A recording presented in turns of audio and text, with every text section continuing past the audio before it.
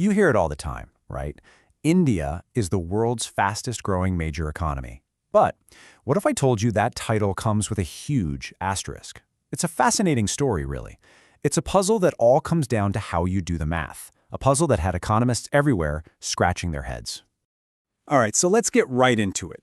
The story really kicks off back in 2015. See, that's when India's statisticians decided to change up how they calculate their gross domestic product, their GDP. And boom, almost overnight, the growth numbers for the years right before that just shot up. I mean, look at this. The growth for 2013-14 jumped from 4.7% all the way to 6.9%. Just like that, India was wearing the crown of the world's fastest-growing major economy, even pulling ahead of China. So, on paper, this looked incredible, right? A huge success story. But out in the real world, a lot of experts were looking at this and going, wait a minute, does this actually make sense? The numbers, this huge GDP figure, just didn't seem to match up with what other economic signs were telling them. And that disconnect, well, that's the mystery we're going to dig into today. All right, Section 1, India's GDP Conundrum. So let's get to the heart of it. Why were so many people looking at these amazing new numbers with a bit of a side eye? Let's break it down.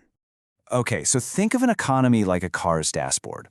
This new GDP number, it was like the speedometer was suddenly screaming, pushed way into the red, showing this insane acceleration. But here's the thing.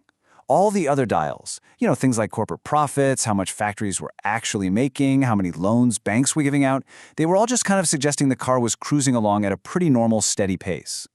That massive gap between the speedometer and everything else, that's the core of the problem. So that brings us to Section 2, the inflation illusion. The big question is, where did this phantom growth even come from? Well, our first big clue is hiding in a really wonky but super important detail: how you account for inflation when you're calculating real growth. So here's the deal. To get to real economic growth, you have to strip out the effects of inflation, right? You want to know if we actually made more stuff, not just that the price of that stuff went up. Now, most countries use something called the Producer Price Index, or PPI, to do this. But India uses a different tool, the Wholesale Price Index, or WPI. And this is where it gets interesting, because the WPI has this massive blind spot. It pretty much ignores the price of services. And why does that matter? Well, it's a huge deal, because services, they're not some small part of the picture. They make up a whopping 2/3 of India's entire economy. So just think about that for a second. The main tool being used to measure inflation was basically blind to the biggest, most important part of the engine it was supposed to be measuring. Okay, so here's how it all played out. During that exact time, global oil and commodity prices were falling and falling fast. Since the WPI is heavily weighted towards commodities, that drop dragged the whole index down. So when the statisticians took this artificially low inflation number and used it to adjust the data for the massive services sector, it created an illusion. It made it look like services were just exploding with growth, even if the real activity on the ground was, pretty much the same. Now we're on to our next clue. In Section 3, a tale of two deflations. This is where we get into the math behind the mystery and see how you can literally create growth out of thin air. First, though, just a quick refresher so we're all on the same page. When we talk about deflating GDP, it's just a fancy way of saying we're removing the effect of price changes. The whole point is to find out if we produced more actual things and services, not just if the price tags on them got bigger. All right, now look at this table. This really lays it all out. Let's just imagine a company where the real production, the actual amount of stuff they're making, is totally flat. 0% growth. Got it? But maybe their sales prices went up a little, and the cost of their raw materials went down. So their nominal value added goes up by 8%. Okay, so far so good. Now the international standard method, called double deflation, is smart enough to see through those price changes and correctly says, hey, real growth is 0. But the method India was using, single deflation, takes that 8% nominal growth, applies that flawed inflation measure we just talked about, and poof, it magically turns it into 13% of real growth. Think about that. 0 real growth becomes 13%. That's the illusion, right there in the math. And this brings us to Section 4. This whole disconnect, it wasn't just some theory in a spreadsheet. You could actually see it. So let's look at the visual evidence that the critics were pointing to. Okay. Check this out. The first chart here shows the old way of calculating GDP, and you can see it moves pretty much in lockstep with corporate revenues. That makes sense, right? They should tell a similar story. But now look at the second chart, showing the new method.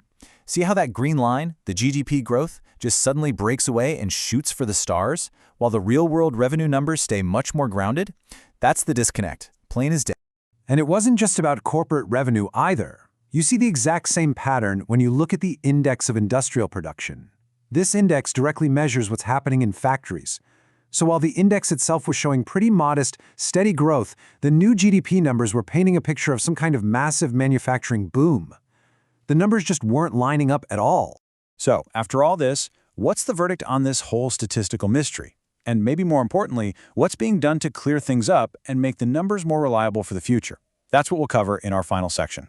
Well, the international community was definitely paying attention. The IMF, the International Monetary Fund, actually gave India's national statistics a C grade. And when they explained why, they pointed to the very same issues we've been discussing. Things like an outdated base year and, most critically, the flawed way the WPI was being used for that huge services sector. But the good news is, there's a path forward. India is in the process of adopting a much more modern framework called Supply and Use Tables, or SUTs. The easiest way to think about SUTs is like a super powerful, economy-wide cross-checking system. It's designed to catch exactly these kinds of inconsistencies. So how does it actually work? Well, in a nutshell, SUTs pull together the three different ways of measuring GDP, production, income, and spending, into one single unified picture. They help reconcile data from all these different places to find and fix errors, and they really boost the coherence of the data, making sure that what the economy produces actually lines up with what it spends. At the end of the day, it's all about building a more robust, more reliable, and just plain more consistent set of numbers. So, at the end of the day, this whole story isn't really about anyone trying to mislead people. It's about complexity.